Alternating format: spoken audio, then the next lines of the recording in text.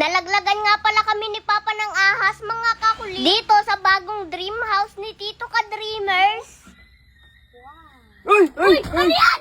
Kaya naman sa video na ito ngayon, mga kakulit, bago nga mangyari ang lahat. Dahil wala nga akong pasok ngayon, mga kakulit, kaya naman pumunta ako dito sa bagong dream house ni Tito Ka-Dreamers para aking makita kung gaano nga ba talaga ito kaganda. At nang makarating na nga ako dito, mga kakulit, ay talaga namang sobra akong napapawaw. Dahil sa katangian niyang ganda. Natanging sa bagong dream house lamang ni Tito Ka-Dreamers ko nakikita. Charot! Hindi gayon.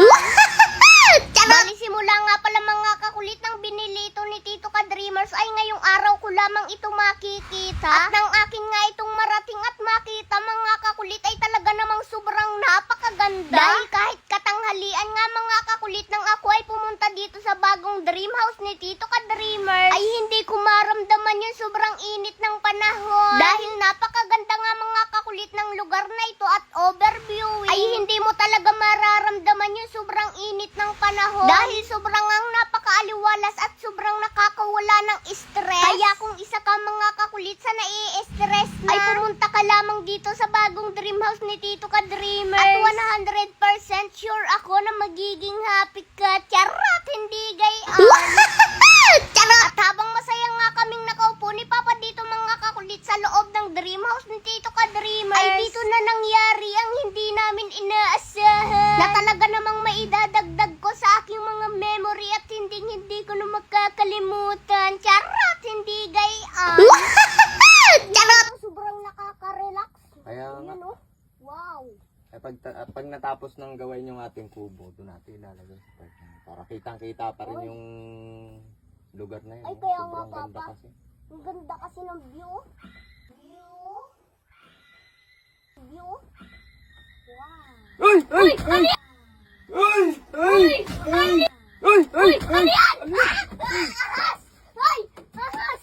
Layo! Layo! Layo! Layo! Layo dyan! Layo! May Layo! ahas! Layo! Saan galing yung? Oh. Sa bubong! Layo dyan! Layo! Layo! Layo! Kuha ang pamalo! Dali! Kuha ang panghampas! Bilisan mo! Bilisan mo! Kuha ang panghampas! Ano? Kuha ka ng panghampas! Please! Dali! Oh. Nasa na? Akin na.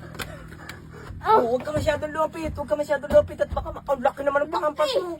Nasa na? Ang laki ito.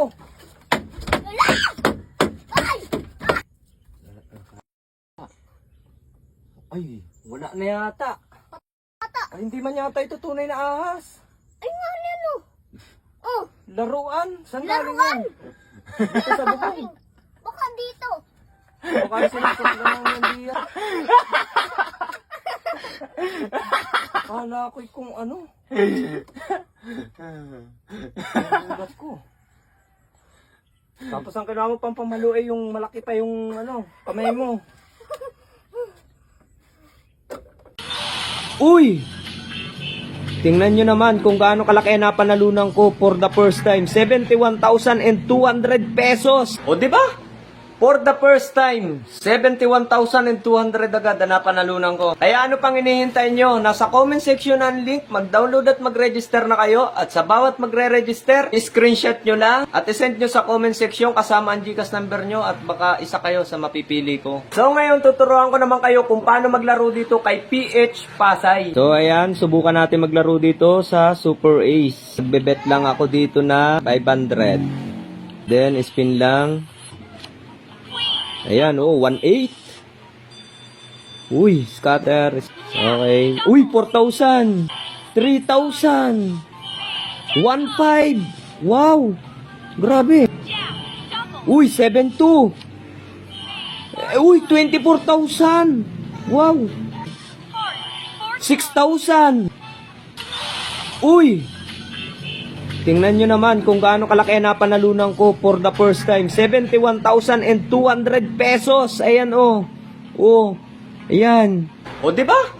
For the first time, 71,200 agad na napanalunan ko. Kaya ano pang hinihintay nyo? Nasa comment section ang link, mag-download at mag-register na kayo. At sa bawat magre-register, screenshot nyo lang. At isend nyo sa comment section kasama ang GCash number nyo at baka isa kayo sa mapipili ko.